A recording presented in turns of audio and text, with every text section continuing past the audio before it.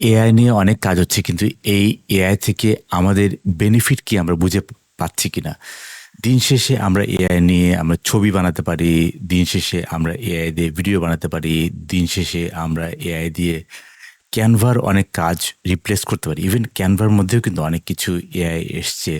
তবে আমার কাছে যেটা সবসময় মনে হয় যে এআই দিয়ে আমরা আমাদের রিয়েল কাজটা কি করতে পারছি কিনা, আমাদের বিজনেসে প্রফিটেবিলিটি আনতে পারছি কিনা, বা আমাদের অপারেটিং কস্ট কমাতে পারছি কিনা, আমাদের নতুন বিজনেস আনতে পারছি কিনা। এর পাশাপাশি আমরা যদি এই এআইটাকে যদি নিজের মতো করে ব্যবহার না করে আমরা যদি এখান থেকে বেনিফিট না নিতে পারি, এখান থেকে লাভটা যদি না বের করতে পারি, তাহলে আসলে এই এআই ব্যবহার করে অথবা না করে আমার খুব একটা সুবিধা নেই। যেমন আমরা যদি বলতে পারি যে না, আমাদের এআইটা ব্যবহার করে আমাদের টোটাল যে আপস্কেলিং, ধরা যাক আমরা এই মুহূর্তে, আমি জাস্ট ধরে নিচ্ছি, ধরা যাক আমরা একটা সার্ভিস কোম্পানি আমরা এই মুহূর্তে 3 লাখ কাস্টমারকে সার্ভ করছি।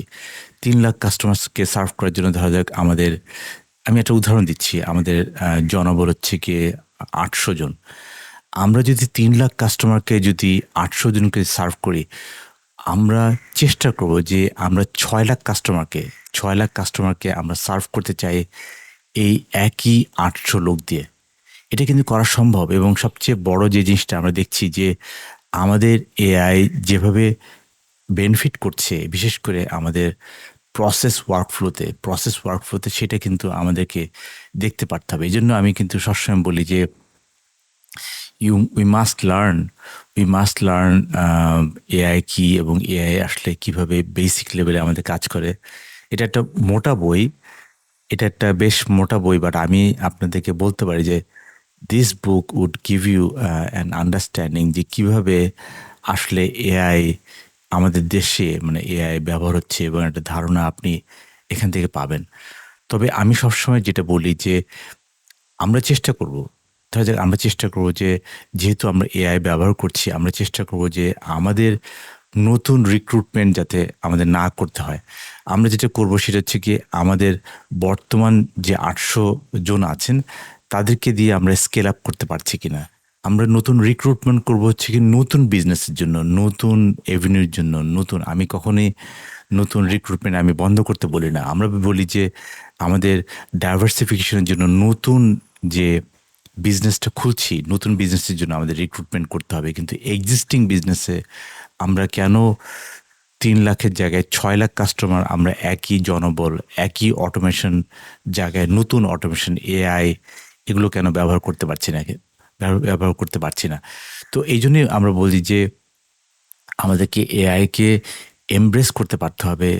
আমাদের নতুন যা একজন রিক্রুটমেন্টের জায়গায় আমরা সেখানে কি এআই ব্যবহার করতে পারি কিনা, এই জায়গাটাতে আমাদেরকে দেখতে হবে। এআই অনেক সময় আমাদেরকে ধারণা দেয় যে না, আমরা আসলে এআইটা এখনো এআই ইজ অনেক অনেক, আমি মনে করি যে অনেক far ahead, but it's not true. আপনি যদি এআইকে আপনার বিজনেসে যদি না ব্যবহার করতে পারেন, তাহলে আসলে এটা একটা ডিফিকাল্ট জব। যেমন কন্ট্যাক্ট সেন্টার বা call centre is a tedious job, and call centre is a difficult job. মানে একটা হিউম্যান, তাকেও কিন্তু এই কল সেন্টারের সাথে যেই কাজগুলো করতে হয়, এটা খুবই খুবই অ্যাজ এ হিউম্যান ইজ খুবই টিডিয়াস। আমরা we want to break free. আমরা এই কন্ট্যাক্ট সেন্টারকে আমরা এআই দিয়ে চালাতে পারি।